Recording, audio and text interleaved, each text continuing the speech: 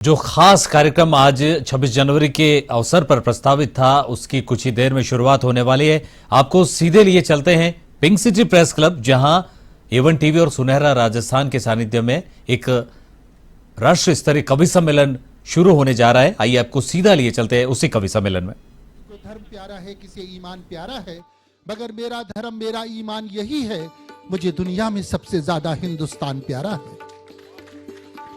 और इसके बाद नमन राजस्थान की इस गौरवशाली भूमि को, महाराणा प्रताप की इस धरती को, जिसके लिए कहा जाता है कि हारित ऋषि का फिर से कोई जाप पैदा हो और स्वतंत्रता की फिर से कोई छाप पैदा हो। मेवाड़ की माटी मनाती है मनोती, हर बार मेरी कोख से प्रताप पैदा हो। और इसके बाद नमन गुलाबी नगरी जयपुर को, जिसके इस गुलाबी गुलाबी मौसम में ये खूबसूरत प्रोग्राम होने जा रहा है, इन चार लाइनों के साथ कि दुनिया में मोहब्बत की मिसाल है जयपुर और इसका नहीं सानी ये लाजवाब है जयपुर। इस देश के चमन में यूं तो है लाखों फूल, लेकिन सबसे महकता गुलाब है जयपुर। और इसके बाद उन तमाम लोगों को जो इस मंच पर मौजूद हैं और इस मंच के समक्ष बैठे हैं, जो कलम की इस ताकत को लेकर जिंदगी जी रहे हैं, वो ताकत जिसके बारे में अगर हम कलम को हाथ में लेके देखें तो बहुत हल्की नजर आती है, लेकिन जिसकी जिम्मेदारियां बहुत बढ़ जाती हैं। और शायद ये शेर मैं कहूं तो अतिशोक्ति नहीं होगी कि खुदा का शुक्र अदा करके खुश नसीब है तू, तुझे उठाना पड़ा है गमे हयात का बोझ, और हमारे हाथ में हल्का सा एक कलम है मगर हमारे कांधों पे है सारी कायनात का बोझ। जो लोग यहां मौजूद हैं, जो मीडिया से जुड़े हुए लोग हैं, जो कविगण मौजूद हैं, ये वही लोग हैं जिन्होंने कलम के जरिए सरकारों में विपक्ष की भूमिका अदा की है। जब जब जनता की आवाज कोई नहीं सुनता, ये वो लोग हैं अपने कलम की ताकत से उस आवाज को बुलंद करते हैं। और इसीलिए मैं उन तमाम नौजवान साथी जो यहां मौजूद हैं इस कलम की ताकत के साथ, उन्हें नमन करना चाहूंगा ये कहते हुए कि जो चट्टानों को चटका दे रवानी उसको कहते हैं, और जो दिल पे नक्श हो जाए कहानी उसको कहते हैं। नहीं मालूम दुनिया में करिश्मा कैसा होता है, उलट दे जो हिमालय को जवानी इसको कहते हैं।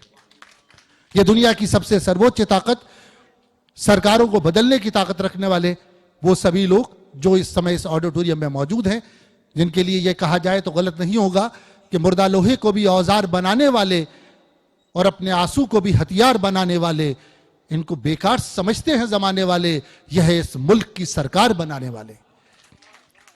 मैं अनुरोध करने जा रहा हूं, हमारे बीच यहां पर मीडिया के प्रोधा बैठे मौजूद हैं, बहुत से सम्मान के साथ आदरणीय जगजीत चंद्र कातिल साहब से, आदरणीय अनिल लोढ़ा साहब से, चोटिया जी से,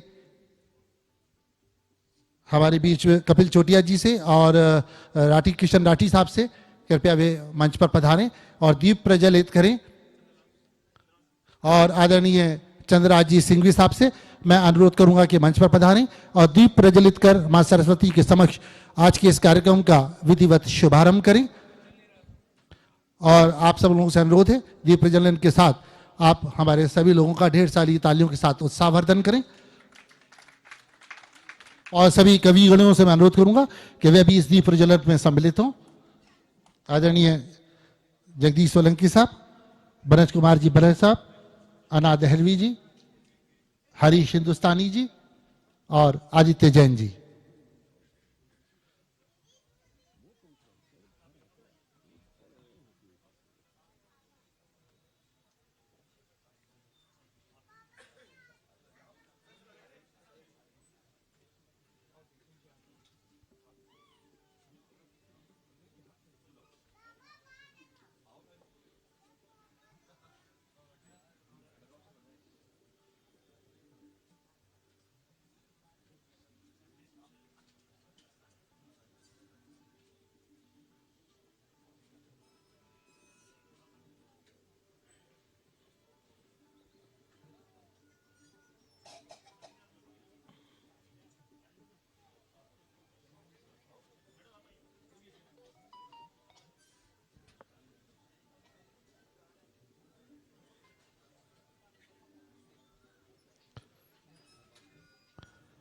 इस दिए की लौ में एक सूरज ढाला जाएगा और दूर तलक देखना इसका उजाला जाएगा। इस दीप के प्रकाश में हमारे लिए जिंदगी के कई रास्ते खुलते हुए हमें नजर आएंगे।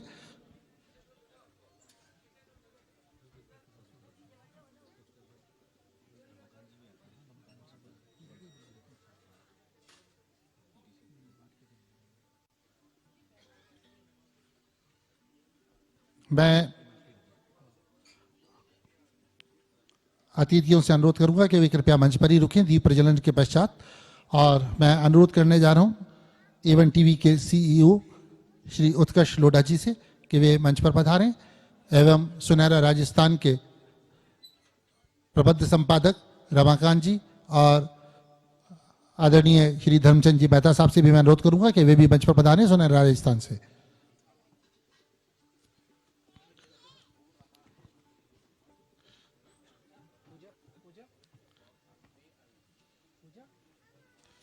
कविगण अपना स्थान ग्रहण करें। अतिथियों से अनुरोध है कृपया वे मंच पर रुकें। आपके स्वागत के लिए हमारे बीच यहाँ एवन टीवी के सीईओ और सुनहरा राजस्थान की ओर से धर्मचंद जी मेहता साहब और रमाकांत जी वर्मा साहब यहाँ मौजूद हैं जो आपका माल्यार्पण कर स्वागत करेंगे।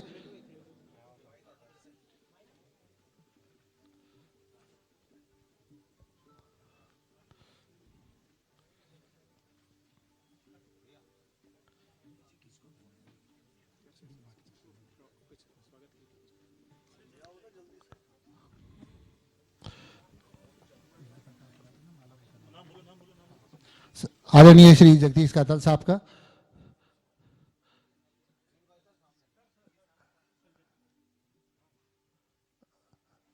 स्वागत कर रहे हैं अनिल लोढ़ा जी।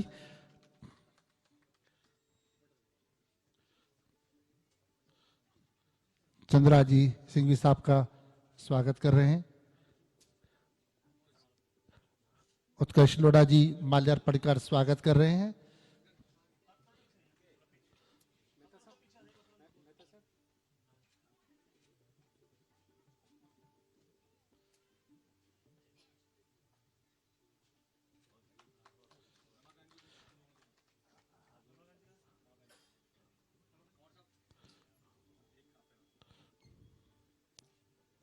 प्रबंध संपादक सुनहरा राजस्थान रमाकांत जी वर्मा माल्यार्पण कर स्वागत कर रहे हैं।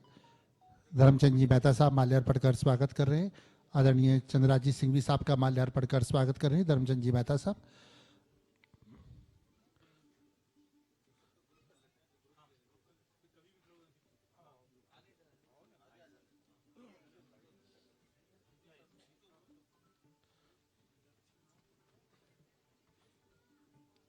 इस मंच पर एक सामूहिक चित्र उन सभी लोगों का जो सत्य की आवाज को अलग अलग विधाओं के साथ लोगों तक पहुंचाते हैं। वो चाहते हैं कि आंखें ही छीन ले हमसे कि हम गरीब हंसी ख्वाब क्यों सजाते हैं।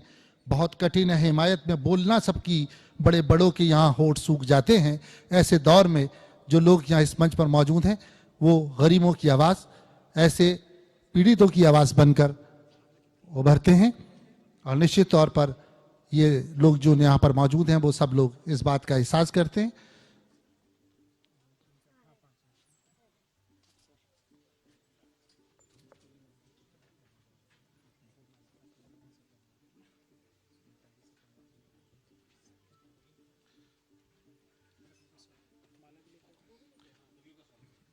और अब मैं कपिल चोटिया जी से